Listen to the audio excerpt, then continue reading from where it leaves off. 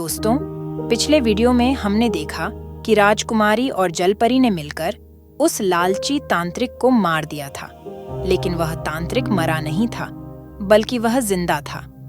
जलपरी और राजकुमारी के जाने के बाद तांत्रिक वहां से चला गया और एकांत में जाकर उसने राक्षसों के देवता को प्रसन्न करने के लिए उसने घोर तपस्या की। काफी सालों की तपस्या के बाद वहां पर राक्षसों के देवता प्रकट हुए और तांत्रिक से कहा,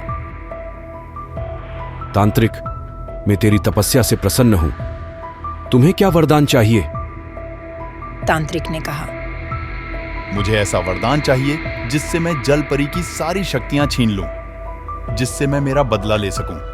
राक्षसों के देवता ने कहा, तांत्रिक, जलपरी को पकड़ना इतना आसान नहीं है। इसके लिए तुम्हें काफी मेहनत करनी पड़ेगी।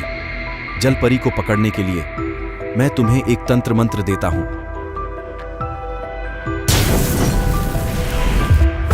इस तंत्र मंत्र का प्रयोग से तुम जलपरी को अपने वश में कर सकते हो और उसके बाद उसकी सारी शक्ति तुम छीन सकते हो। राक्षसों के देवता ने वरदान देने के बाद वहां से वह चले गए। लालची तांत्रिक वरदान पाकर काफी खुश हुआ और जलपरी को पकड़ने के लिए जलपरी के सागर की ओर चल पड़ा। सागर के पास पहुंचने के बाद तांत्रिक ने जलपरी को आवाज दिया, जलपरी, तुम कहां हो? मैं तुम्हें पकड़ने आया हूं। तांत्रिक की आवाज सुनकर जलपरी पानी से बाहर आई। जलपरी ने तांत्रिक से कहा, तांत्रिक, तुम अभी तक जिंदा हो? तांत्रिक ने कहा, हाँ, मैं अभी जिंदा हूं। जलपरी को पता था कि तांत्रिक इतनी आसानी से मरने वाला नहीं है, क्योंकि जलपरी ने ही तांत्रिक को ऐसा वरदान दिया था कि जिससे तांत्रिक आसानी से मर नहीं सकता था। तांत्रिक ने अपने तंत्र मंत्र का प्रयोग उस जलपरी पर किया। तंत्र मंत्र की शक्ति से जलपरी के सारी शक्ति छीन गए और जलपरी शक्तिहीन हो गई। तांत्रिक ने जलपरी को पकड़कर अपने साथ ले गया और उसे एक पिंजरे में डाल दिया और तांत्रिक वहां से चला गया। जलपरी बहुत उदास थी। वह सोचने लगी कि यहाँ से बाहर कैसे निकाला जाए। तभी उसको यह याद आया कि राजकुमारी ने उसे एक हीरा दिया है और राजकुमारी ने कहा था कि जब भी तुम मुसीबत में रहो, यह हीरा निकाल कर मेरा आह्वान करना। मैं तुम्हारी मदद करने के लिए दौड़ी चली आऊंगी। जलपरी ने हीरा अपने बालों से बाहर निकाल और राजकुमारी का आह्वान करने लगी। राजकुमारी को यह पता चला कि जलपरी किसी मुसीबत में है, उसे मेरी मदद की जरूरत है। राजकुमारी जलपरी को ढूंढते ढूंढते जलपरी के पास पहुंच गई और जलपरी को कहा, तुम्हें किसने इस पिंजरे में कैद करके रखा हुआ है? जलपरी ने राजकुमारी से कहा, लालची तांत्रिक ने मुझे इस पिंजरे में कैद करके रखा हुआ है और अपने तंत्र मंत्र की शक्ति से उसने मेरी पूरी शक्ति छीन ली है। अब मैं पूरी तरह से शक्तिहीन हो चुकी हूँ। राजकुमारी ने जलपरी से कहा, अब हम उस लालची तांत्रिक को किस प्रकार से हरा पाएंगे? जलपरी ने कहा, राजकुमारी, तांत्रिक को हराने के लिए तुम्हें जल परियों की रानी के पास जाना होगा। वहीं से मुझे मेरी खोई हुई शक्ति प्राप्त होगी। इसके बाद राजकुमारी वहां से जलपरियों की रानी के पास चले गए।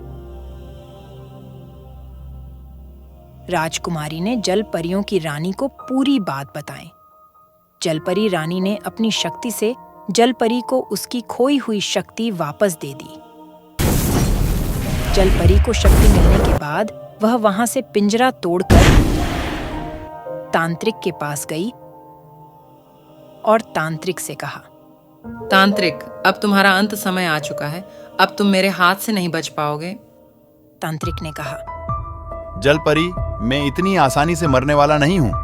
जलपरी ने कहा, तांत्रिक, मुझे पता है तेरी मृत्यु का राज। तांत्रिक, तेरी मृत्यु किसके हाथों होने वाली है, ये मुझे पता है। अब तो नहीं बच पाएगा। जलपरी और तांत्रिक के बीच घमासान युद्ध शुरू हो गया।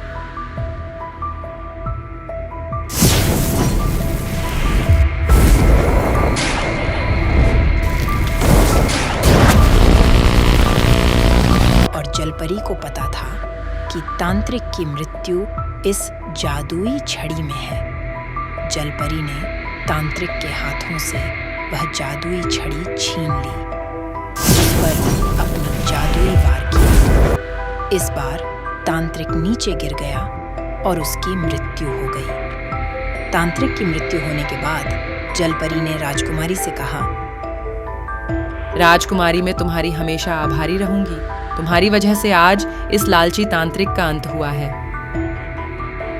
यह मेरा कर्तव्य था। मैं किसी भी जरूरतमंद की मदद करने के लिए हमेशा तैयार रहती हूँ। जलपरी ने राजकुमारी को धन्यवाद दिया और फिर वह अपने सागर में लौट गई।